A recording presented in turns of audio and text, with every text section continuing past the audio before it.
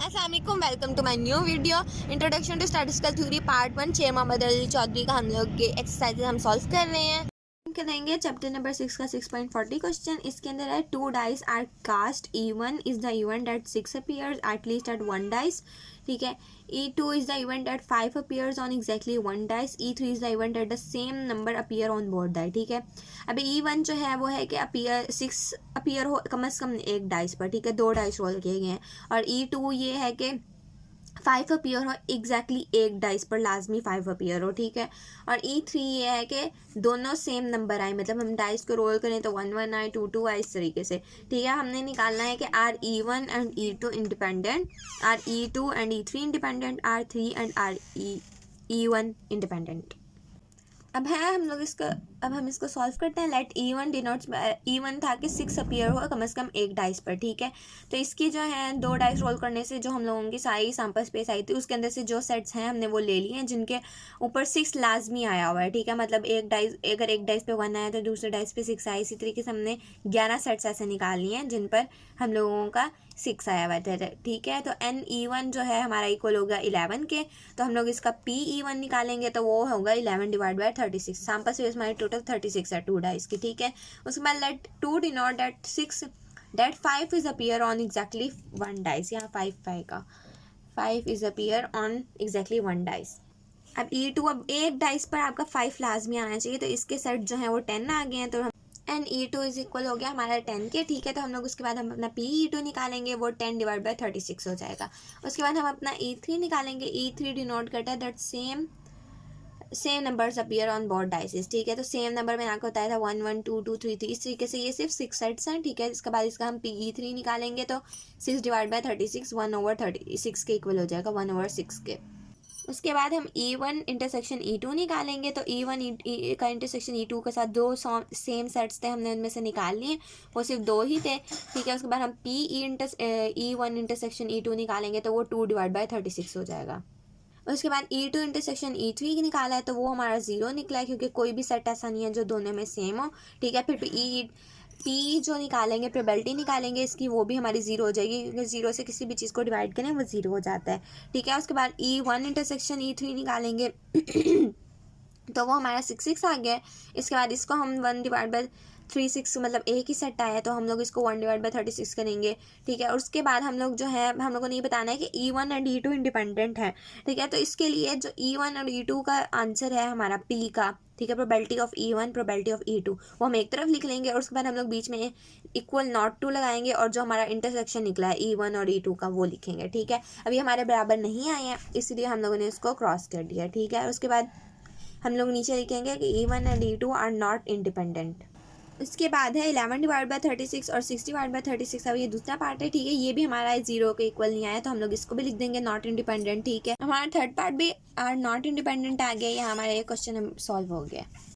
अब हम करेंगे 6.41 क्वेश्चन, ठीक है। इसका ए पार्ट है कि A can solve 75% of the problem in this book and B can solve 70% of the problem, ठीक है। अब हमने इसकी प्रोबेबिलिटी निकालनी है कि A और B हम लोग जो एक क्वेश्चन चूज़ करें A और B वो दोनों में से कोई सॉल्व कर सके, ठीक है। और जो इसका B पार्ट है वो है कि 3 cards are drawn in succession without replacement, ठीक है।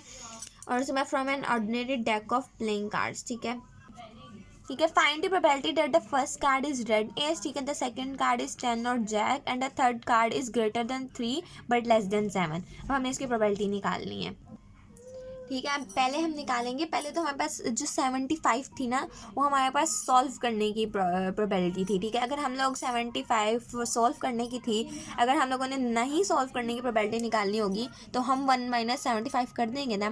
75% था तो वो 0.75 था, इसको आप 100 से डिवाइड करेंगे तो 75 आ जाएगा, ठीक है।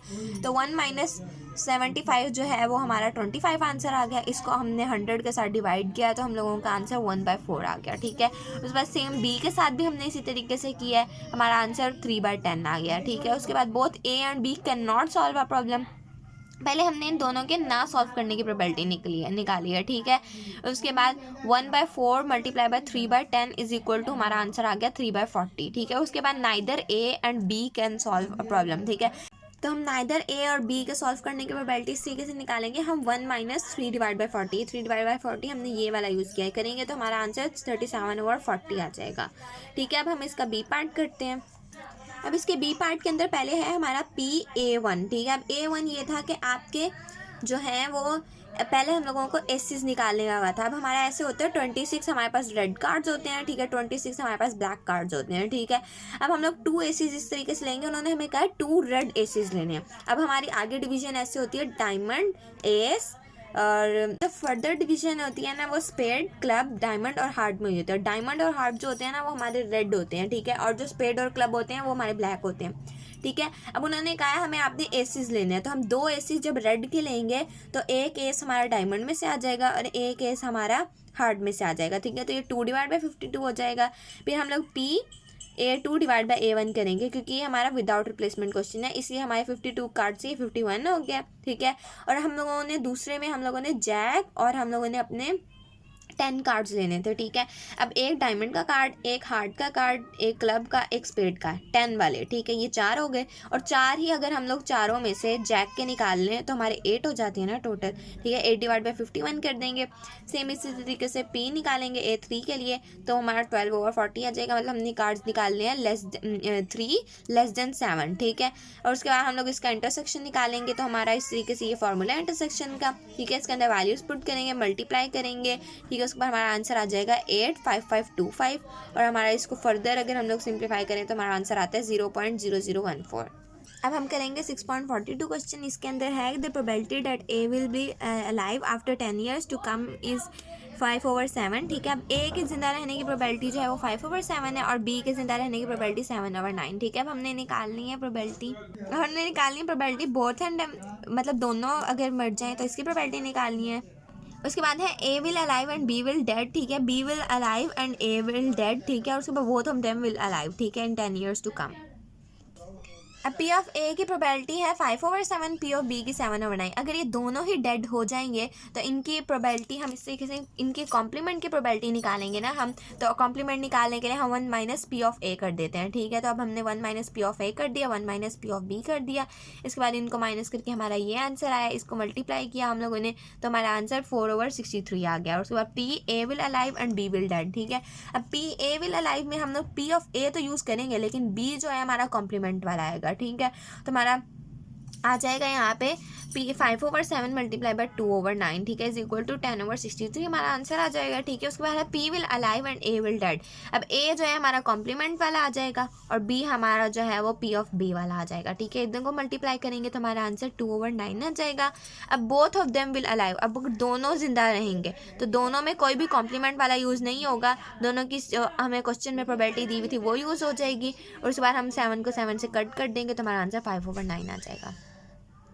यहाँ हमारे क्वेश्चन सॉल्व हो गया। नेक्स्ट वीडियो में मिलते हैं, तब तक के लिए अल्लाह हाफ़िज़।